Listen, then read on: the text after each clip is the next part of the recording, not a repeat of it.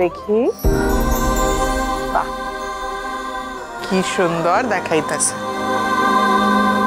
দিদি দেখতেছেন আপনার মাইয়ারে চিনতে পারতেছেন নাকি?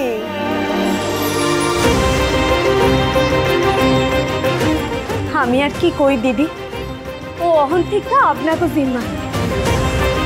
আমার মাইয়াটার পরম সৌভাগ্য যে আপনাকে রাজ পরিবারে কথাই হলো।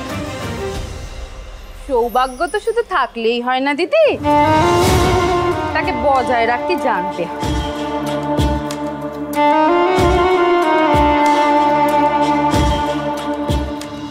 তা মেয়ে, তুমি এমন চুপ করে বসে আছো কেন?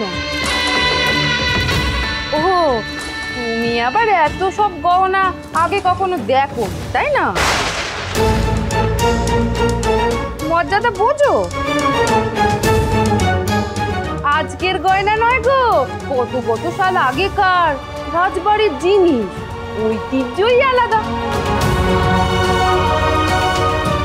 কে জানে বাপু কতদূর কি বুঝলে।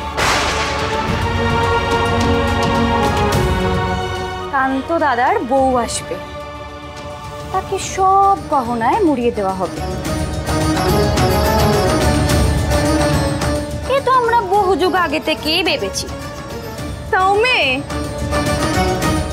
চোখে দেখো নি কোনোদিন না এমন গয়না?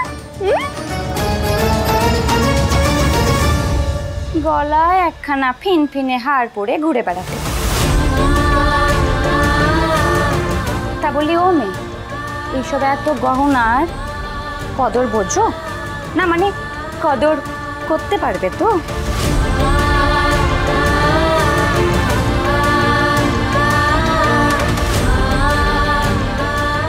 অমা, অগো মা বেটির মুখে কোনো লাগাম নাই, সঙ্গে জুটছে গোদের উপর বিষ ফোড়া। তুমি কিছু মনে কইরো না নতুন বউ। কেমন পিসিমা, মাইয়াটা সবে আমাগো চিন্তাছে, এর মধ্যে ওরে অমন কইরা না কইলে চলছিল না তোমার?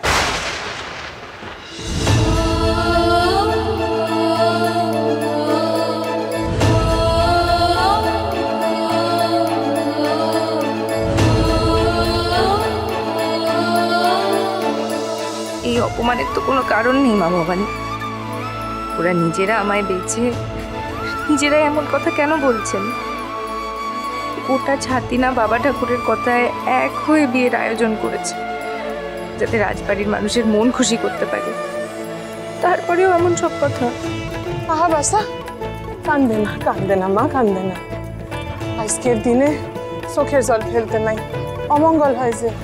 ঠাকুরজি, এমন আদিক্ষেতে দেখিও নি তো। বউ মানুষের আবার মান অপমান, এই কথাতেই যদি গায়ে ফোসকা পড়ে যায়, রাজবাড়িতে টিকতে পারবে তো লো? রাজ রাজেশ্বরী রানী ভবানী, প্রতিদিন রাত 8:30টায় স্টার জলসায়।